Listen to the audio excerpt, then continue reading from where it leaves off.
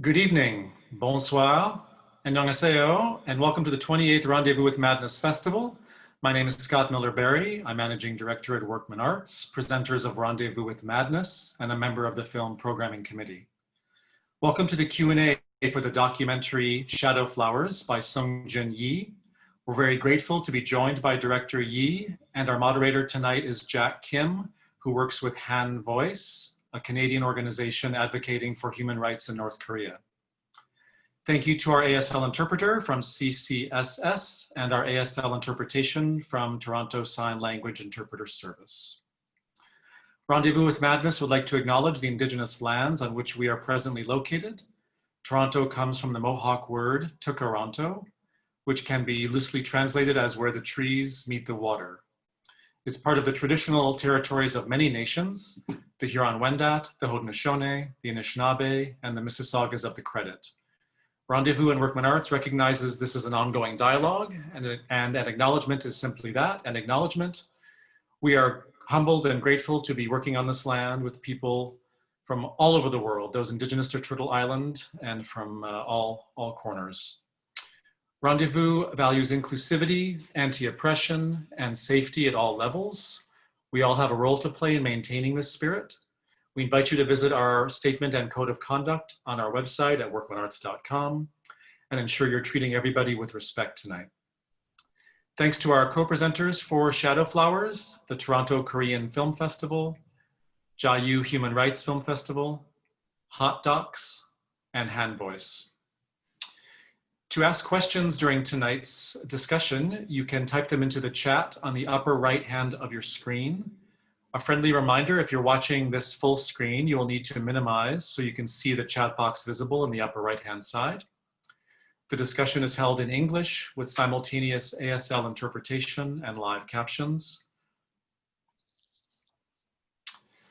The moderator tonight, Jack, will choose questions for the panel. We do apologize in advance if we're not able to get to all of the questions within the allotted time. We have 30 to 45 minutes tonight, depending on questions.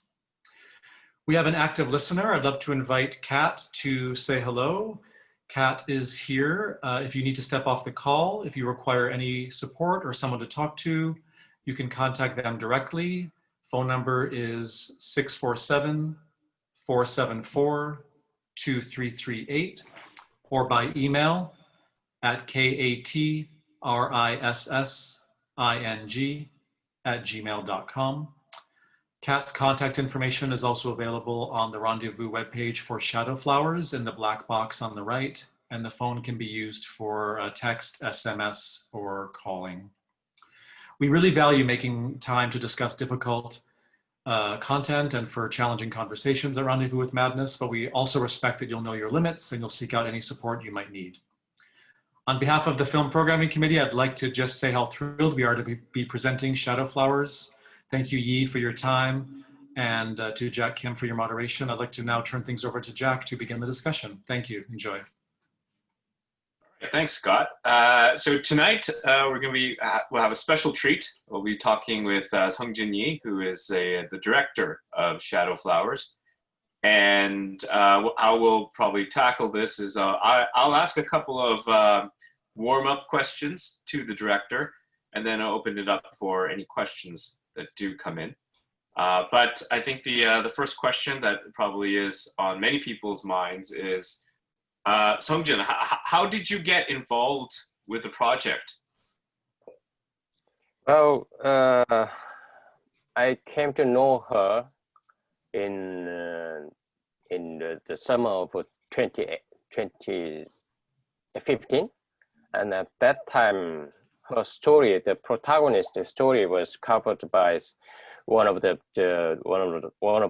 biggest newspaper in South Korea.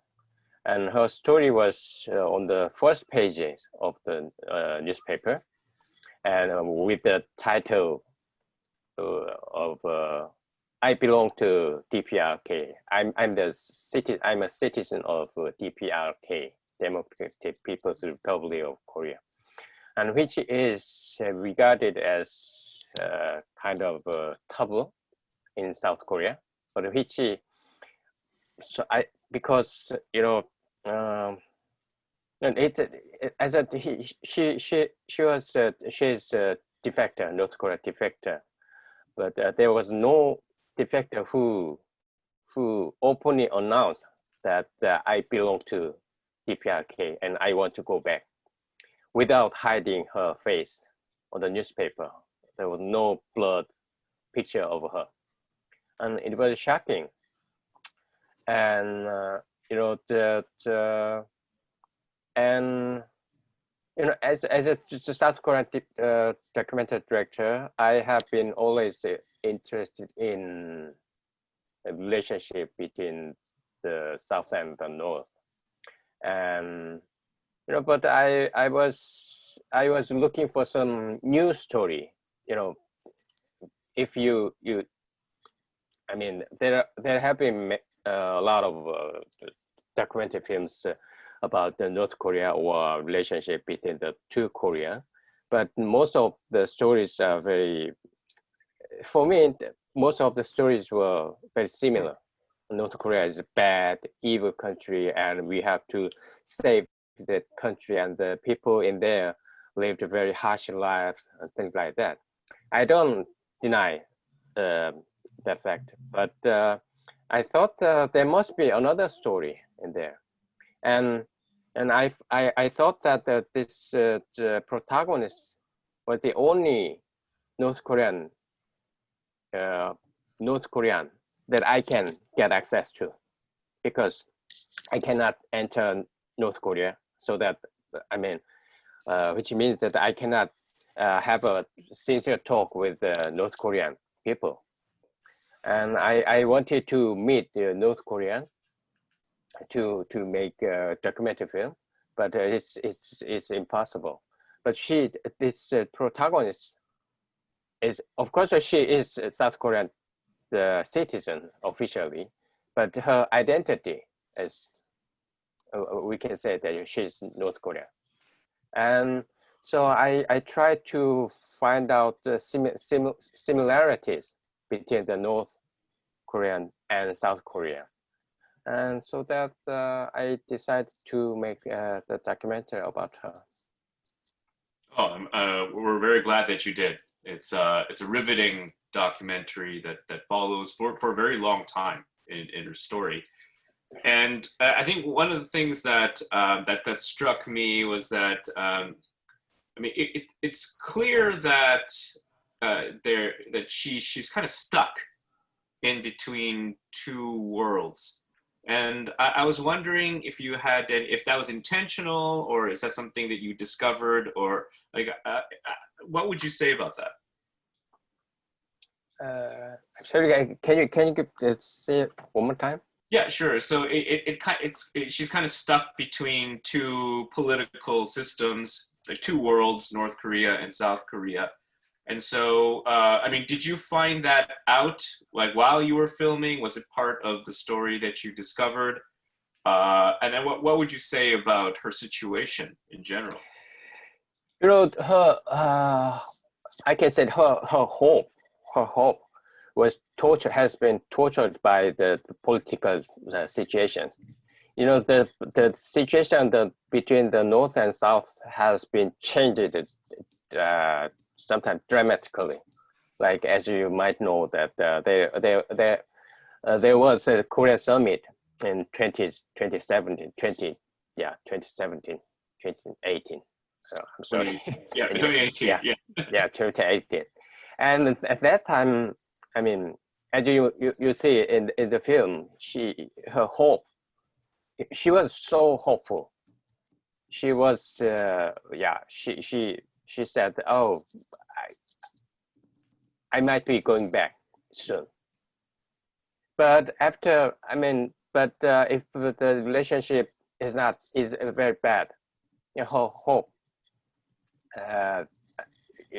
she became desperate again. So up and down, up and down. She's been living in that kind of situation since she entered South Korea. Like when she had when she decided to have the media interview, and it was 2015, Mm-hmm. because she tried to go back. She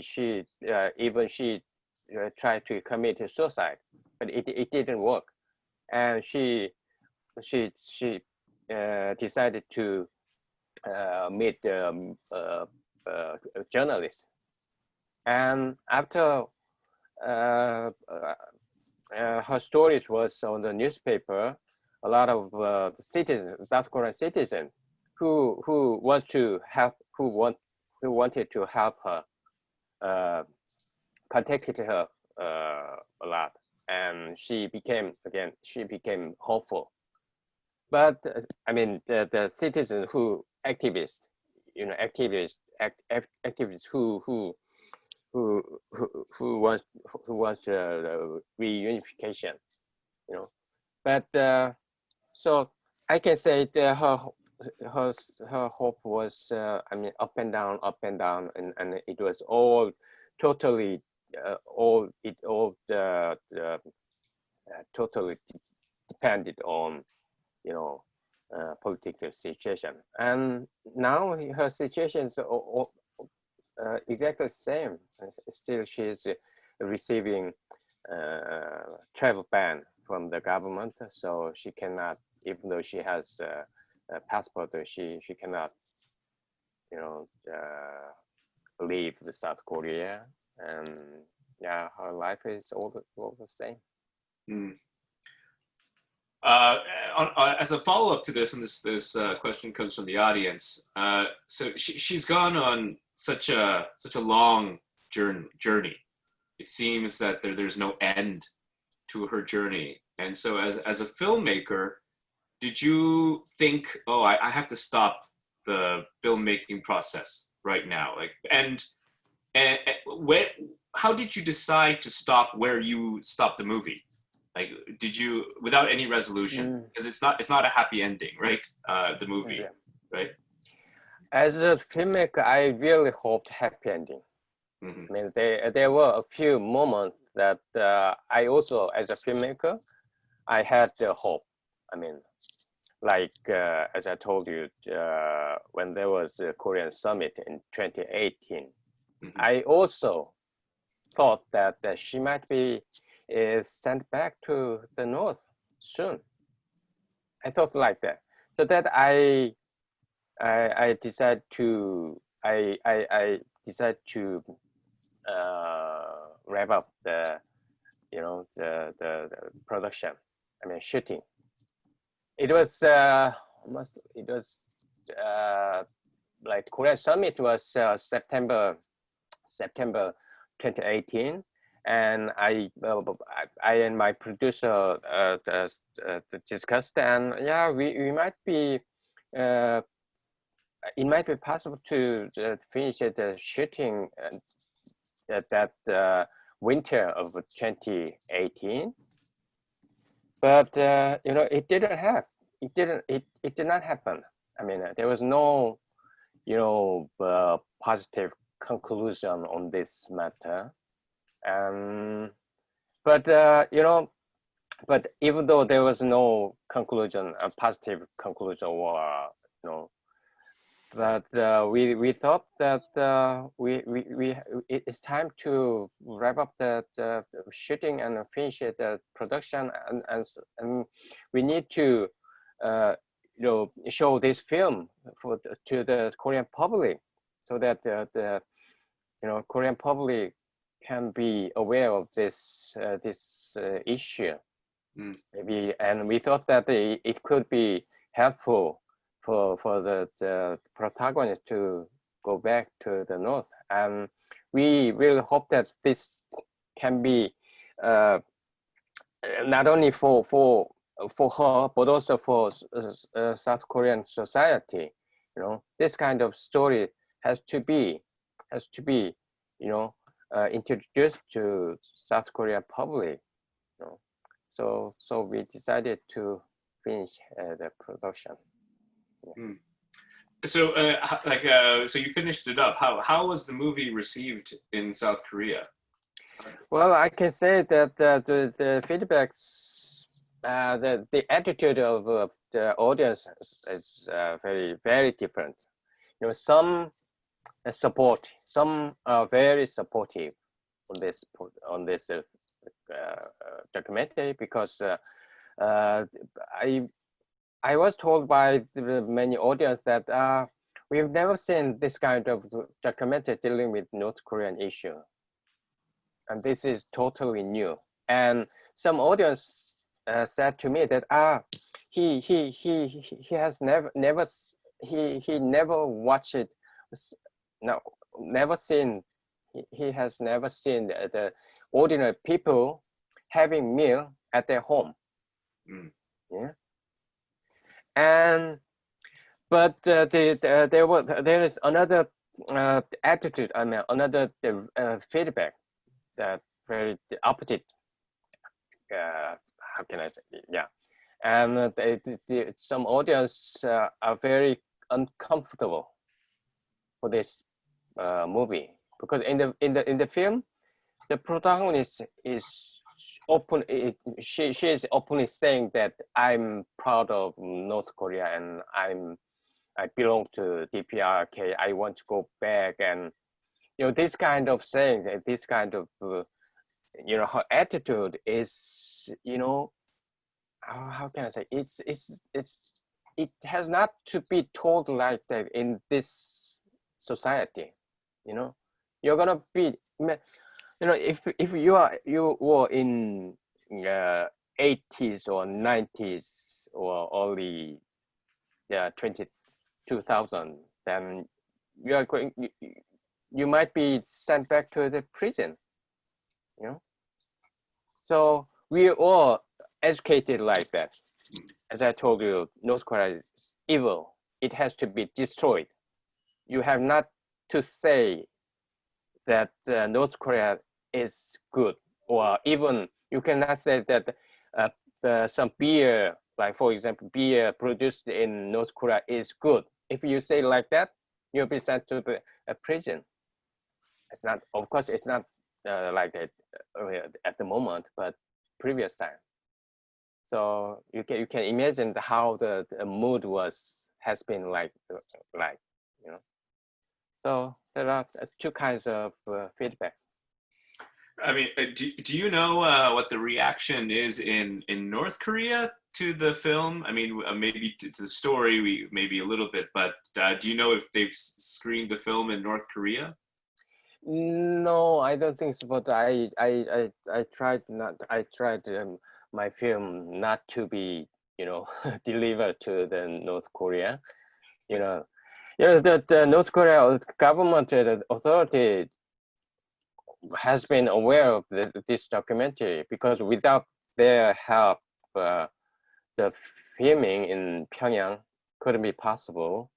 And you know, as a for them, for the North Korea government, this is a very good case for them to make use of for their propaganda, which I don't want them to, you know, use for that kinds of cause, or you know, I mean, I don't want my film to be used for with the political intentions, or but so I don't think the North Korean people watched this film, but I've heard that they are expecting this film, and they just wonder what the film looks like.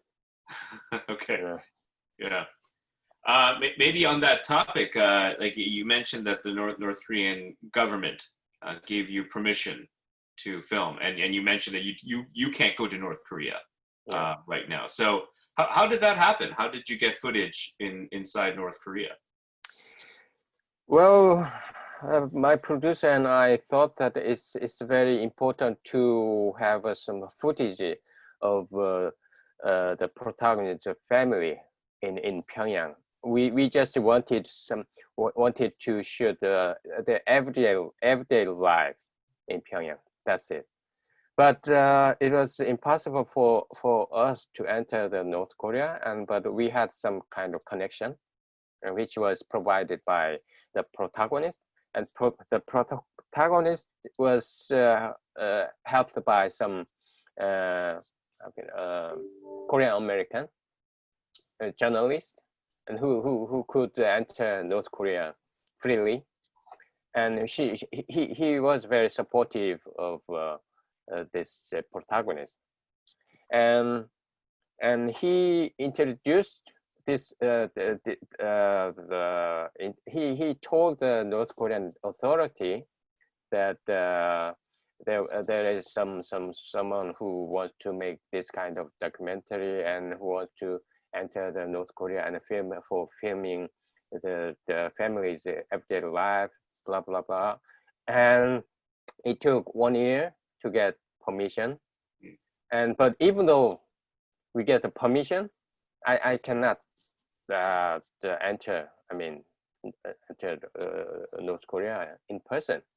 So I had a friend of mine, I mean, from Finland, is very close to me, and I asked him if he is interested in entering Pyongyang for filming some defectors family, and he was very excited about it, and he had some experience in entering North Korea, and so he on behalf of us, he entered North Korea twice, and then filming the North Korean everyday lives of North Korean people. I mean, when he went into North Korea, did he have any? I mean, did he find that there were restrictions, or did you have a plan and all that to make sure that he didn't get kicked out or anything like that? Yeah, of course. There were very strict restriction on filming, and even though we had planned, and we had planned and very in detail, like we need this kind of situation or that kind of situation in the morning or in the afternoon, the evening, things like that. But I heard that maybe 70 or 80% of the plan was, refused. I mean, canceled. Yeah, because they did. I don't know why they refused, but they just and instead the North Korean authority brought the director, to Finnish director, to some like kind of some zoo or amusement park or swimming pool, and yeah, the authority wants him to film this kind of scenes. Yeah. And well, I do understand. I mean, yeah, but at least they allowed the authority allowed him to film the families in in everyday lives, and which was great. Yeah, definitely there was some strong restrictions on film. Yeah.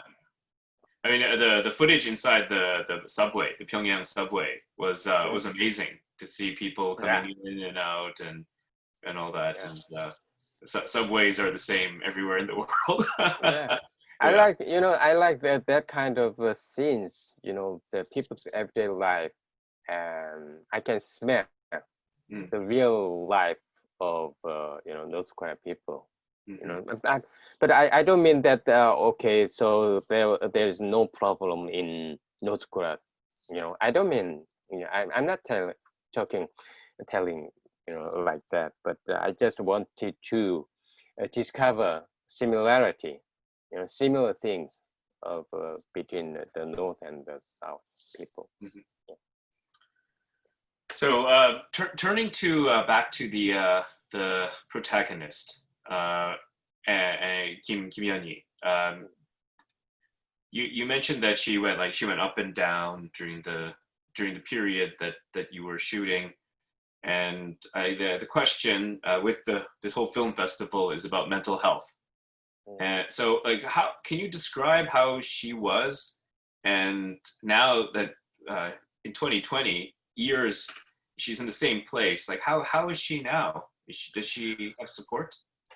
Yeah, she has been changed in that sense. I mean, when I first met her in 2015, she was how can I say? She was a bit like very scared, and she was afraid, and she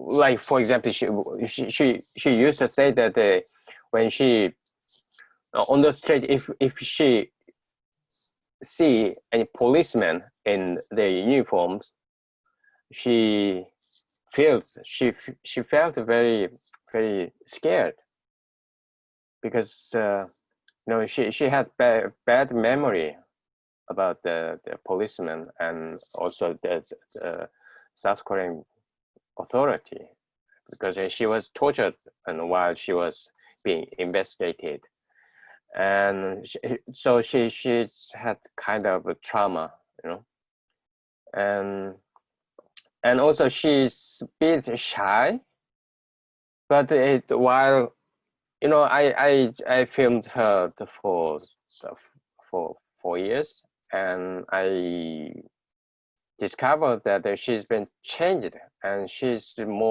became, how can I say, she became a very brave.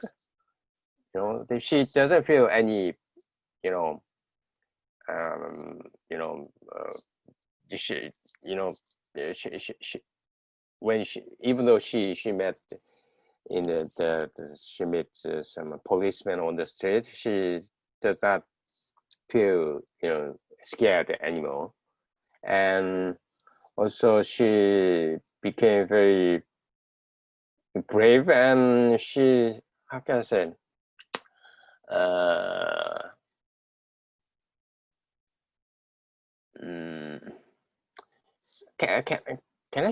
can you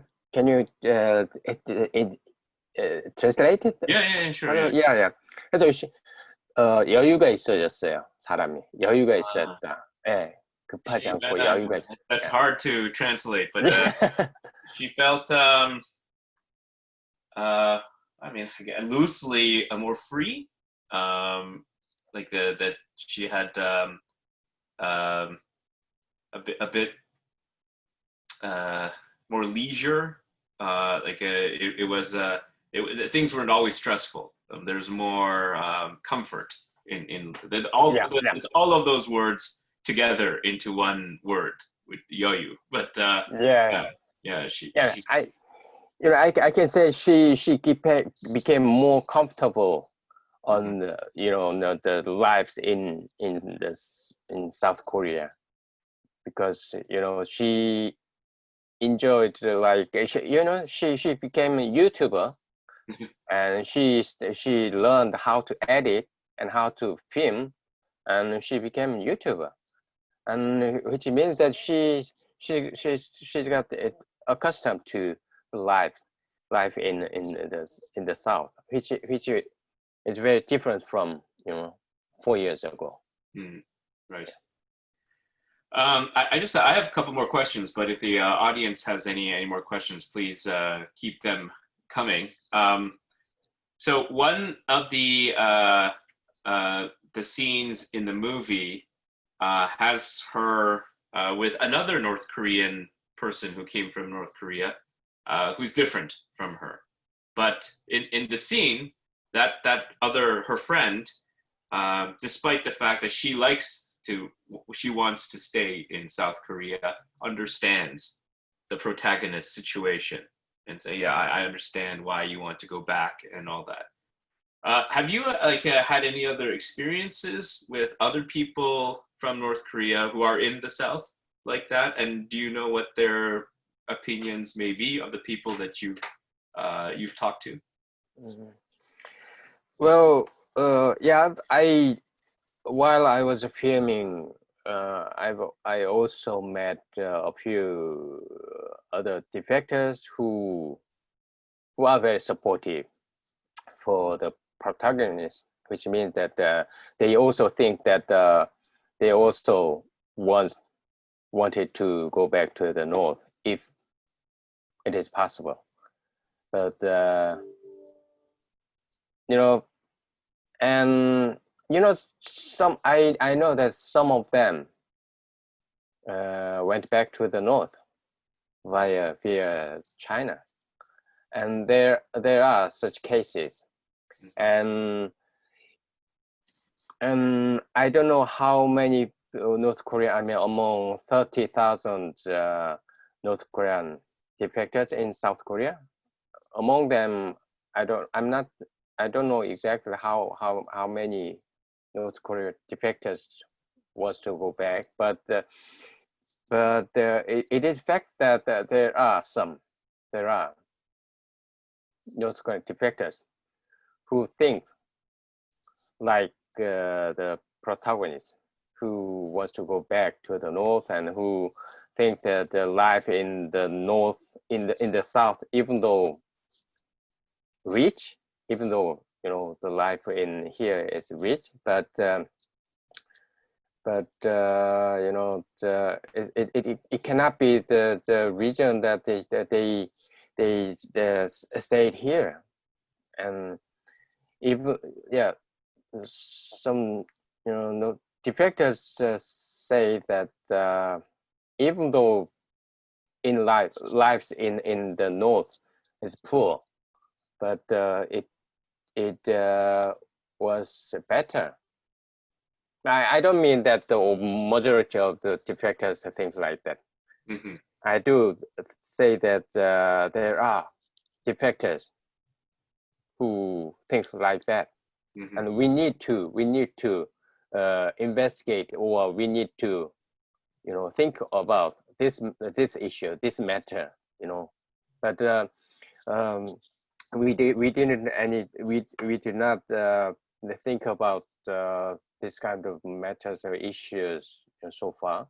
Mm-hmm. Which is very bad for drawing exact picture of the North Korea, or the relationship between the North and the South. So mm-hmm. There are defectors who think like the protagonist. Okay. A question from the audience. Near the end of the film, the protagonist buys 2 rings. So like rings for her daughter, and they're in a display case. Do you know if those rings were they given to the daughter, or are they still in South Korea with the protagonist? Well, it's still in South Korea, because it cannot be delivered to the north. So the reason why she bought the ring was that if she succeeded in going back to the north, then she wants to bring take the ring with her. Mm-hmm. But it was not possible, and even she wanted to give the ring to that Finnish filmmaker, Finnish director who shot the everyday lives in the north, because the protagonist really want to give the ring to her daughter, but so she asked me whether it is okay to give the ring to the Finnish filmmaker, mm-hmm. and asking him to deliver the ring to the, but I told her, oh, it could be very dangerous. We cannot, it could be very risky. So I couldn't accept her, the ring is still in house. Okay. This is another question from the audience, but near the I guess almost at the end of the movie, they're elderly men from North Korea, like prisoners and from the Korean War, and that may have been able to reunite with their families.